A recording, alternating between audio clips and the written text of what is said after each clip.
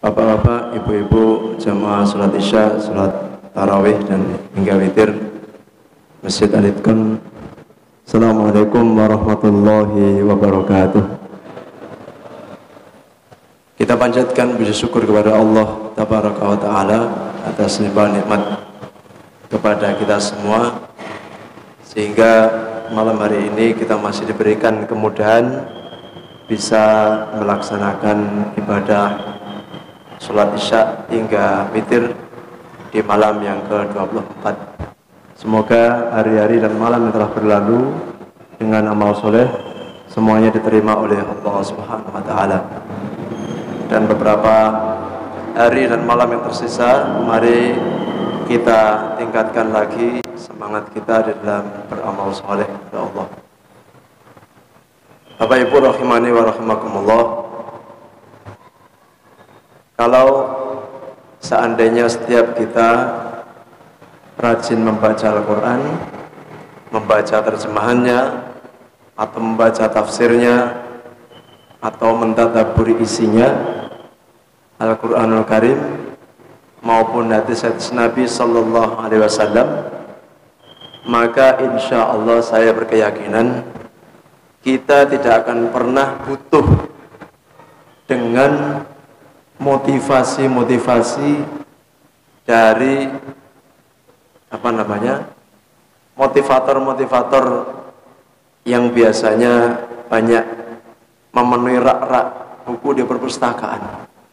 Maksudnya motivator-motivator yang bukan dari Islam. Ada banyak sekali buku-buku tentang motivasi, tentunya motivasi untuk mendapatkan kesuksesan yang ditulis oleh beberapa orang ahli yang dianggap sebagai motivator. Dan juga kita tidak perlu ikut program-program apa yang disebut sebagai training motivasi ataupun yang lainnya kecuali dari Islam. Kalau kita masih merasa butuh membaca buku-buku yang ditulis orang kafir atau orang-orang sekuler yang menulis tentang motivasi sukses yang bukan bersumberkan dari Al-Quran dan As-Sunnah, saya khawatir itu merupakan bukti kita masih jauh dari Al-Quran maupun As-Sunnah.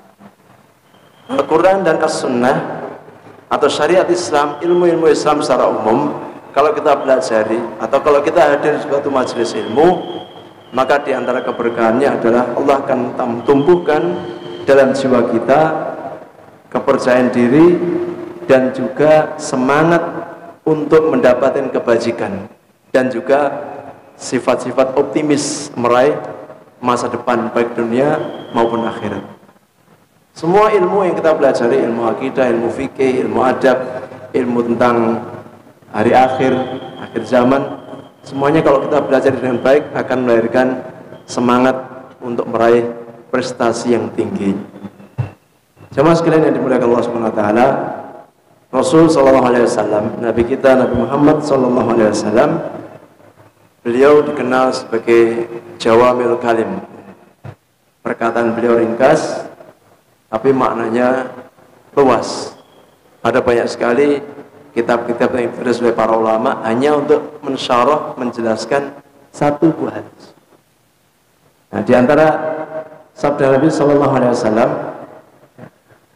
yang diriwayatkan dari sahabat Abu Hurairah radhiyallahu an, ini di sini terdapat di riwayat Muslim. Kata beliau sallallahu alaihi wasallam, "Al-mu'minul qawiyyu khairun wa ahabbu ilallahi minal mu'minid dha'ifi." Mukmin yang kuat itu lebih baik dan lebih dicintai oleh Allah Subhanahu wa taala daripada mukmin yang lemah. Wa fi kullin khairun. Tapi kedua-duanya ada kebaikan. Mukmin yang lemah maupun mukmin yang kuat sama-sama baik. Ikhris ala ma yanfa'uka wasta'in billah wa la ta'jiz. Bersungguh-sungguhlah kalian terhadap sesuatu yang bermanfaat untuk kalian. Wasta'in billahi. Mintalah tolong kepada Allah. Wa la ta'jiz. Janganlah kamu lemah. Wa in asabaka syai'un fala taqul law anni fa'altu kadza kana kadza wa kadza. Jika sesuatu keburukan atau sesuatu yang tidak kalian sukai menimpa diri kalian, jangan sekali-kali kalian mengatakan seandainya aku tadi melakukan ini, tentu yang terjadi begini dan begitu. Walakin qul qaddarallah wa ma syaa fa'ala. Ini sudah takdir dari Allah, dan apa yang Allah kehendaki pasti terjadi. Fa inna law taftahu amal syayatin. Taftahu amal syaitan. Karena sungguhnya perkataan seandainya membuka pintu syaitan. Jemaah sekalian yang dimuliakan Allah Subhanahu wa taala, mari kita ambil beberapa faedah singkat dari hadis ini. Mudah-mudahan bisa menjadi tambahan penyemangat untuk saya dan untuk kita semua. Ya. Karena manusia ini, kita ini memang disifati ya, lemah. Ya. Innal insana khuliqa halu'a. Ya. Manusia itu diciptakan serba berkeluh kesah. Bahasa Jawanya lebih tepat itu sebenarnya merkekuk. Ya. Idza asabatu jika ditimpa keburukan dia mengeluh, kalau diberi rezeki yang banyak dia pelit. Kecuali orang-orang beriman tentunya. Ya. Al-mu'minu qawiyyu, mukmin yang kuat lebih baik. Jadi poinnya adalah lebih baik dan lebih dicintai oleh Allah Subhanahu wa taala. Ya. Tentu kalau berbicara tentang kekuatan maknanya banyak sekali. Ya. Kekuatan fisik, kekuatan akal, kekuatan harta, kekuatan ilmu, kekuatan hafalan, kekuatan ya banyak hal. Ya. Tapi setidaknya ya, kalau kita ambil contoh kekuatan fisik, ya. Mukmin yang sehat, yang fisiknya kuat, tentu lebih baik dan lebih Allah cintai daripada mukmin yang lemah, lesu, ya, malas, gampang capek, gampang ngantuk, ya. Kalau lapar ngantuk, kalau kenyang dia ngantuk. Ya. Jadi mukmin yang kuat lebih Allah cintai. Tapi bafi kulin khair. Ya. Asalkan orang itu beriman, walaupun dia kuat atau lemah sekalipun, Allah masih cinta karena dia punya keimanan. Sholat malam, ya.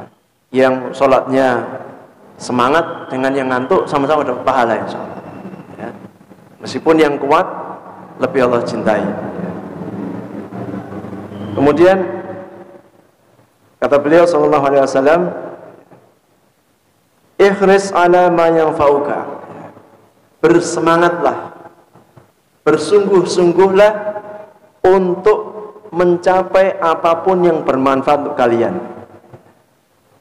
Kalau dikatakan manfaat itu berarti mutlak, sesuatu yang bermanfaat untuk masa depan dunia kita, apalagi akhirat kita. Bagaimana caranya supaya kita kuat, supaya kita sehat? Tentu kita sudah paham, ya. Makan yang cukup, gizinya terpenuhi, ditambah nutrisi, ya. Itu baru segi makanannya. Tambah mungkin olahraga, aktivitas harian, istirahat yang cukup, ya, rihlah, ya, mengistirahatkan pikiran, berhibur dengan sesuatu yang mubah. Ini semua bermanfaat untuk lahiriah kita, untuk akal kita, untuk fisik kita. Kalau mau ikut sholat malam atau iktikaf, bagaimana supaya kita bisa kuat melek, ya, untuk memperbanyak ibadah? Tidur siang, ya, mandi supaya segar, pakai baju yang bagus, yang menunjang ketaatan. Ya.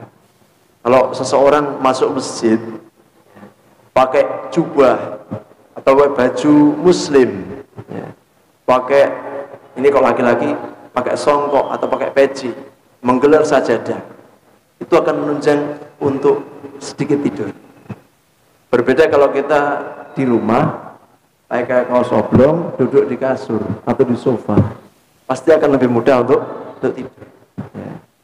Maka tidurnya di masjid, kalau di momen 10 hari terakhir ini, masih lebih baik daripada di rumah. Kalau di masjid, kalau tidur dengar ada sholat malam, terbangun, saya tak ikut sholat malam. Walaupun mungkin kuatnya berapa rakaat atau berapa salam. Atau kalaupun seandainya tidak sholat malam, setidaknya telinganya akan mendengar lantunan ayat-ayat Al-Quran yang dibaca. Atau setidaknya dia berada di lapisan bumi yang paling Allah cintai, yaitu masjid. Apalagi ya, minum kopi. Minum kopi jadi berpahala kalau bisa menunjang seseorang tidak mengantuk. Setahu saya di Alitcon disediakan kopi panas, Pak. Ya. Ini bagi yang belum pernah ikut ke sini ya. Insyaallah sama takmir disediakan kopi panas. Ya. Dan nggak usah khawatir sahur, insya Allah tersedia sahurnya dan cukup. Takmirnya pemurah. Ya. Ikhris alama yang fauka,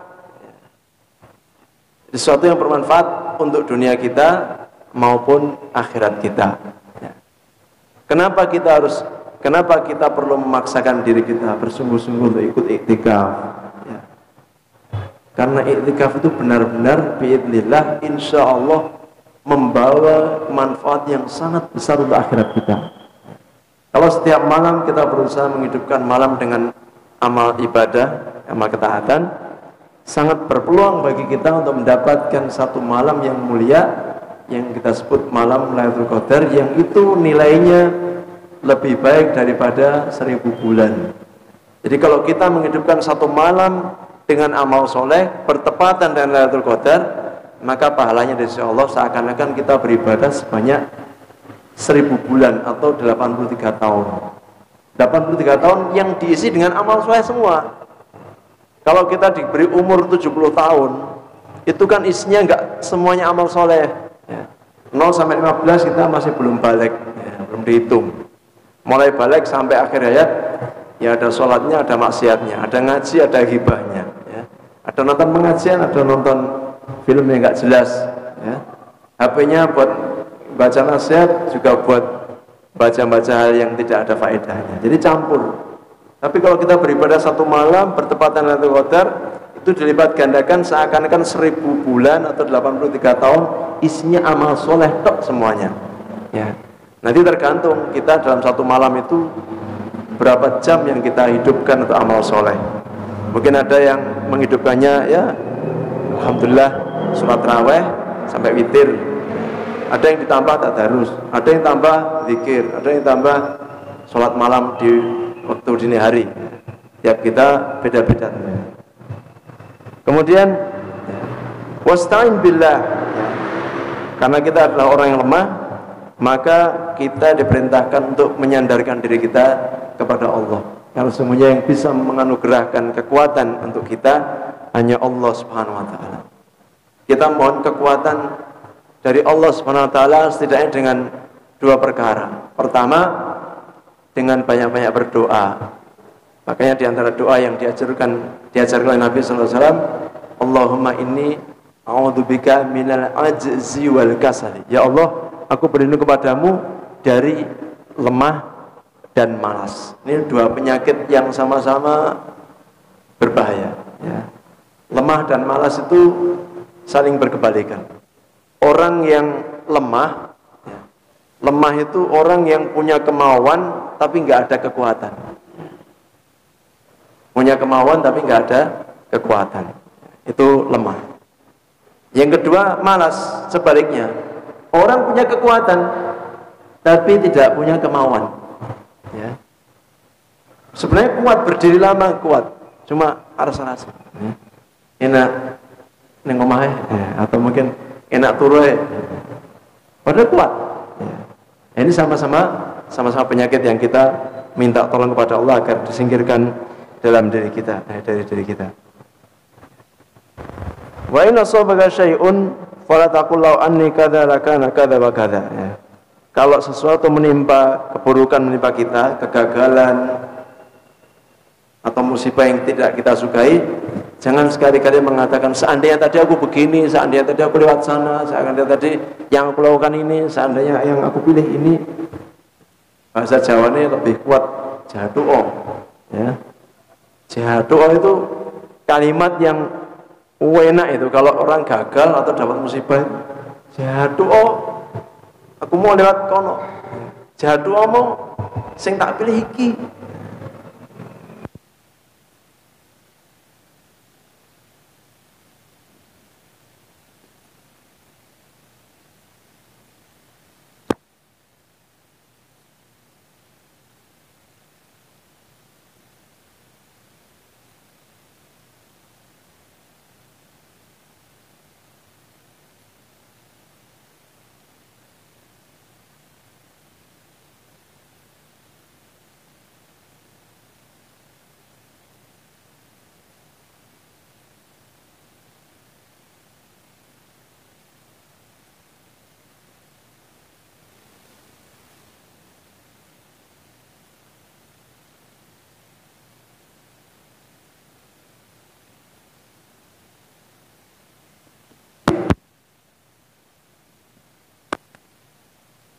Mengapa kita dilarang mengatakan seandainya untuk sesuatu yang sudah terjadi? Tidak boleh mengatakan jatuh.